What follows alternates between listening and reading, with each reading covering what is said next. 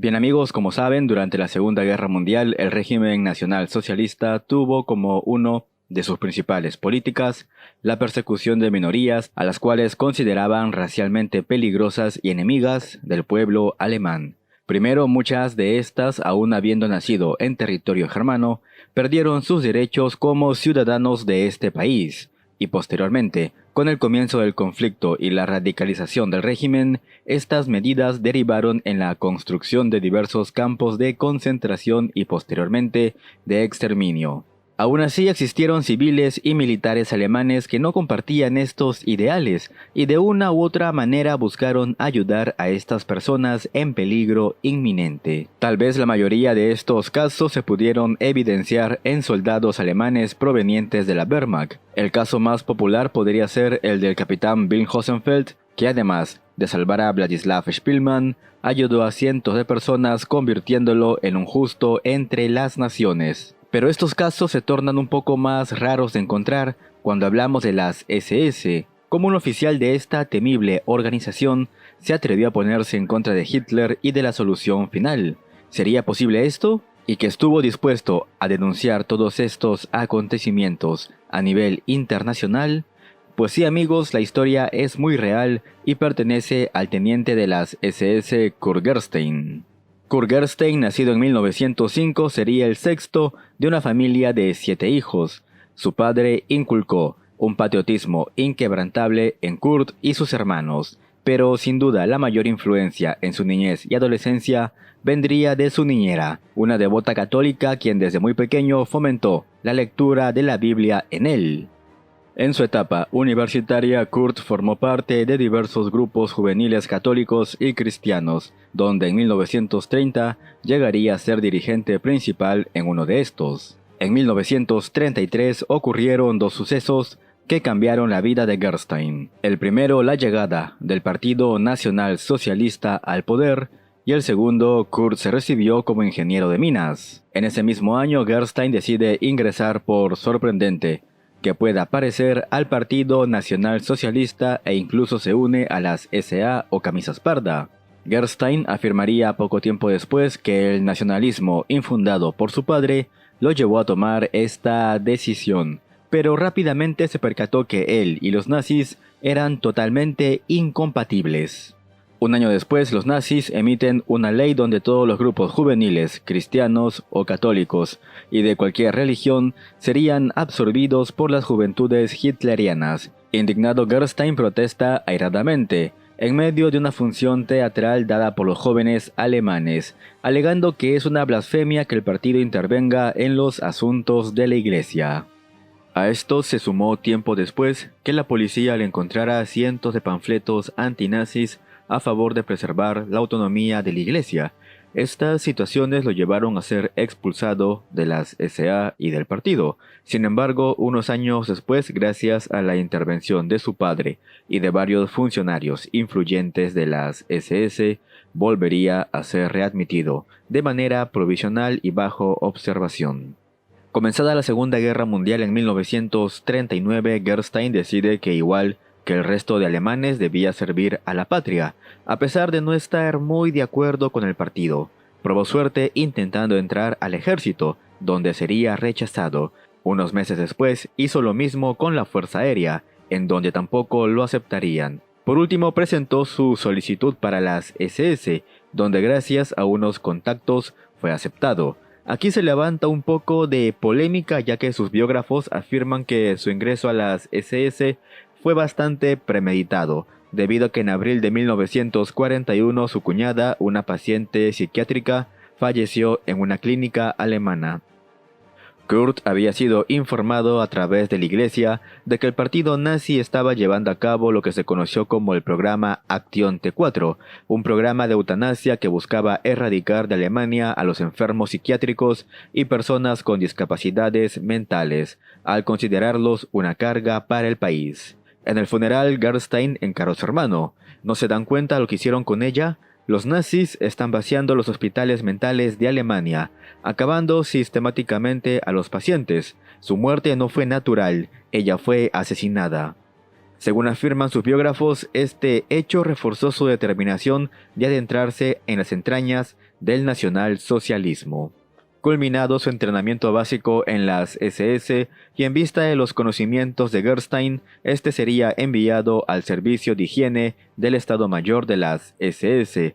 Aquí diseñó diversos mecanismos móviles de desinfección de agua potable, lo que permitió reducir notablemente la incidencia del tifus en las tropas alemanas enviadas al frente oriental. Gracias a esto tendría 2 ascensos y alcanzó en enero de 1942 el rango de teniente, siendo promocionado a jefe del servicio técnico de desinfección, lo que incluía el trabajo con gases altamente tóxicos. En agosto de 1942 y como parte de una misión secreta, Kurt tuvo que llevar más de 100 kilos del gas Ciclón B hasta Lublin, en Polonia. Allí fue recibido por el coronel de las SS Odilo Globoknik. Globoknik, al mando de los campos de Belzec, Treblinka, Sobibor y posteriormente Majdanek, le pidió a Gerstein por una parte encontrar un procedimiento eficaz para poder desinfectar masivamente la ropa de los prisioneros, y más importante, cambiar el sistema de las cámaras de gas, que en ese momento empleaban el monóxido de carbono, procedente de los gases de escape de motores diésel. A partir de aquí la narración comienza desde la perspectiva de Gerstein, ya que felizmente su diario y apuntes se conservan y son una fuente de primera mano para saber qué ocurría en estos infames campos. Dentro de 10 minutos llegará el primer tren, me anunciaron al día siguiente. 45 vagones con 6.700 personas, de las cuales 1.400 llegaron muertas. El tren entró en la estación y unos 200 guardias, a golpes, hicieron salir a las personas. Un altavoz daba instrucciones. Había que quitarse toda la ropa, dentaduras postizas, las gafas, todo lo que sea de valor. Las mujeres y las niñas debían ir al salón de peluquería, donde de 2 tijeretazos les cortaban el cabello. Después de esto comienza la marcha. Los hombres, las mujeres y los menores. Yo estoy con el capitán Wirth, responsable de la organización de este exterminio el día de hoy. Las madres abrazan a sus hijos pequeños, dudan y finalmente entran a las cámaras, mientras un SS con voz bastante amable dice: «Nada va a pasar, solamente deben respirar muy fuerte allí dentro». La mayoría creo que ya conoce su destino. Muchos rezan. Yo por dentro rezo con ellos. Me voy a un rincón e imploro a Dios. Habría querido entrar con ellos a las cámaras. Habrían encontrado entonces el cuerpo de un oficial de las SS. Pero todavía no puedo hacerlo. Primero debo informar lo que está ocurriendo aquí. Poco antes de empezar el gaseamiento, se reportan fallas con el sistema de diésel, el cual da la muerte a los desdichados. Las personas esperan dentro de las cámaras. Se les oye sollozar, chillar y gritar. Al cabo de 3 horas, el diésel se pone en marcha. Hasta ese momento todos vivían. Ahora muchos han muerto. Luego de unas horas, los hombres del comando de trabajadores se acercan a los cuerpos cubiertos de orina y heces fecales. 2 docenas de dentistas se encargan de revisar la boca de los muertos. Wirth, emocionado, va entre ellos y me dice de manera bastante cínica: «No puede imaginar las cantidades de oro y diamantes que encontramos todos los días». Mientras tanto, los cadáveres son enterrados en fosas comunes. Ni en Belzec ni en Treblinka nadie se molestó en contar a los muertos. Las cifras se calculan según cuántas personas había en los vagones de tren. Bien amigos, aquí termina el relato de Gerstein. Desde luego él fue más descriptivo con los hechos, pero por algunos temas de tiempo he tenido que narrar solamente lo más importante. Pero bueno, fiel a su palabra, Kurt se propuso revelar todo lo que había presenciado en los campos de concentración. En el tren de vuelta a Varsovia se encontró con el barón von Otter, secretario de la embajada sueca en Berlín, a quien le contó todo lo ocurrido, esperando que éste informe al gobierno sueco y los aliados acerca de las atrocidades presenciadas. También buscó contactar al nuncio apostólico en Berlín, pero al ser un SS no fue recibido. A quien sí logró contar lo ocurrido fue el Dr. Winter, vicario del obispo católico en la capital alemana, y le rogó que haga llegar la información al Papa. Siendo ya abril de 1945 y con la derrota evidente de Alemania, Gerstein se entrega a las autoridades aliadas. Declaró que se había rendido para poner a disposición sus conocimientos de todo lo ocurrido para poder castigar a los responsables de las masacres. Irónicamente, Kurt pasó de testigo a sospechoso. Recordemos que su puesto era el de jefe del servicio técnico de desinfección, lo que lógicamente incluía el trabajo con gases altamente tóxicos. Todos estos cargamentos con letales gases que eran enviados a los campos de concentración ubicados en Europa Oriental tenían su nombre en los registros, y a pesar de que éste muchas veces, arriesgando su vida, desvió varios cargamentos, en otras ocasiones simplemente no pudo hacer nada. Kurt sería enviado a una prisión en París y redactó su declaración final,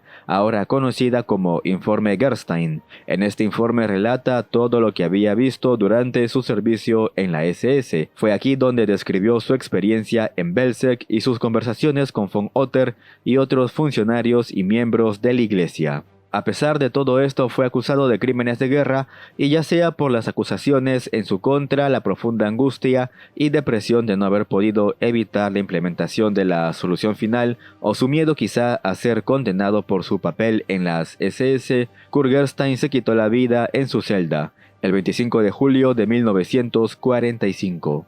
En 1950 los jueces de la Alemania de posguerra consideraban que Kurt no había hecho lo suficiente y que fue una especie de cómplice pasivo. Tuvieron que pasar 15 años de tortuosos y largos juicios para que la memoria de Kurt Gerstein fuese rehabilitada y su esposa pueda recibir una pensión. A pesar de todo esto, amigos, Kurt Gerstein será recordado como el soldado de las SS que se opuso a Hitler y la solución final. Bien amigos, hemos llegado al final del video de hoy. No olvides dejar tu pulgar arriba, suscribirte, comentar y recuerda que el señor YouTube activó la opción de super gracias y miembro del canal. Así que si quieres apoyar el esfuerzo de guerra de este canal y de quien te habla, puedes donar el monto que tú desees. Nos vemos en un próximo video.